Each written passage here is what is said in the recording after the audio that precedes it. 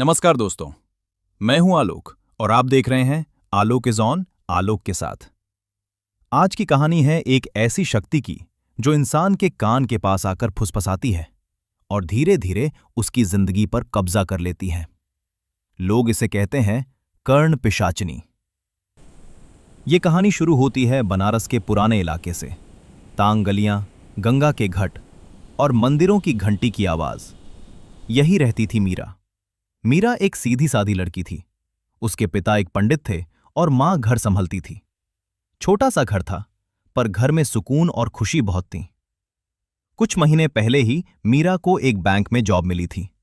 उसके माँ बाप चाहते थे कि अब उसकी शादी हो जाए। मीरा कहती थी, अभी नहीं, मुझे थोड़ा काम करने दो, अपने पैरों पर खड़ी होने दो। एक दिन लखनऊ से एक रिश्ता आया। लड़का का नाम था राघव। 2 दिन बाद उनकी गली में एक काली लग्जरी कार आकर रुकी।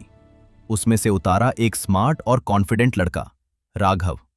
उसकी पर्सनालिटी इतनी स्ट्रांग थी कि मीरा उससे मिलते ही इंप्रेस हो गई। थोड़ी देर बाद दोनों को अकेला बात करने के लिए भेज दिया गया। राघव बहुत अच्छी बातें करता था। उसने बताया कि उसका स्टार्टअप है और काफी सक्सेसफुल भी है। बातें इतनी अच्छी हुई कि दोनों ने फोन नंबर्स एक्सचेंज कर लिए। उसके बाद से मीरा और राघव रोज घंटों फोन पर बात करने लगे। मीरा को लगने लगा, शायद ये ही वो इंसान है जिसके साथ मेरी जिंदगी गुजर सकती है। पर उसके बाद मीरा के साथ अजीब हद से होने लगे। एक दिन किचन में सब्जी काटते वक्त उसका हाथ बुरी तरह कट हो गया। अगली बार ऑफिस में चलते चलते उसका पैर मुड़ गया। और एक दिन जब वो अपनी डेस्क से उठकर पानी लेने जा रही थी, तभी सीलिंग फैन उसकी डेस्क पर गिर गया। अगर वो 2 सेकंड पहले न उठती तो फैन उसके सिर पर गिरता। मीरा बहुत डर गई। उस शाम जब मीरा घर आई तो घर में अंधेरा था। उसने सोचा लाइट चली गई है। फोन की टॉर्च ऑन करके वो अंदर गई। किचन में उसने अपनी मां को देखा। वो गैस के सामने खड़ी थी और जलती हुई आग को घुर रही थी। मीरा ने पूछा, मां, क्या हुआ?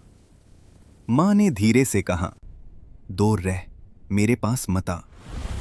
मीरा हैरान रह गई। उसने टॉर्च मां के चेहरे पर डाली और तब मां जोर से चीखकर बेहोश हो गई। मीरा भागकर अपने पापा के पास गई। वो घर के मंदिर में बैठकर मंत्र पढ़ रहे थे, पर जब मीरा ने ध्यान से सुना तो पता चला वो मंत्र उल्टा पढ़ रहे थे। मीरा के हाथ पैर ठंडे पड़ गए। तभी अचानक उसे अपने कान के पास किसी की आवाज सुनाई दी। एक धीमी फुसफुसाहट, उसे छोड़ दे, वो सिर्फ मेरा है। तू अगर उसके पास गई तो मैं तेरे पूरे परिवार को बर्बाद कर दूंगी। मीरा का दिल जोर जोर से धड़कने लगा। उस रात मीरा ने सब कुछ राघव को बताया। राघव कुछ देर तक चुप रहा, फिर धीरे से बोला, मैं जानता हूं ये क्या है, पर फोन पर नहीं बता सकता। कल रात 12 बजे शहर के बाहर वाले शिव मंदिर में मिलो। उस रात मीरा को एक भयानक सपना आया। उसने देखा राघव जंगल में बैठा है और कोई तांत्रिक पूजा कर रहा है। तभी एक बहुत सुंदर औरत उसके पास आती है। वो राघव के कान में कुछ बोलती है और राघव तुरंत उसके पीछे चलने लगता है। धीरे धीरे उस औरत का चेहरा बदलने लगता है। आंखें पीली, दांत तेज, चेहरा लाल, और फिर वो हवा में उड़ने लगती है। मीरा समझ गई वो कोई और नहीं, कर्ण पिशाचिनी है। अचानक उस पिशाचिनी ने सीधा मीरा की तरफ देखा और एक जोर की चीख मारी। मीरा की नींद टूट गई। तभी ड्राइंग रूम से मीरा की मां की दर्द भरी चीख सुनाई दी।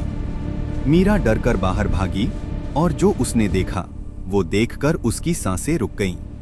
उसकी मां की गर्दन के पास एक काला सा साया खड़ा था और मीरा के कान के पास फिर से वो आवाज आई, मैं वापस आ गई, अब तुम सब खत्म हो। तो दोस्तों, यही थी आज की कहानी। कहानी कैसी लगी कमेंट पे बताना और वीडियो को लाइक और चैनल को सब्सक्राइब जरूर करना, क्योंकि मैं हर रोज ऐसे नया कहानी तुम्हारे साथ शेयर करूंगा।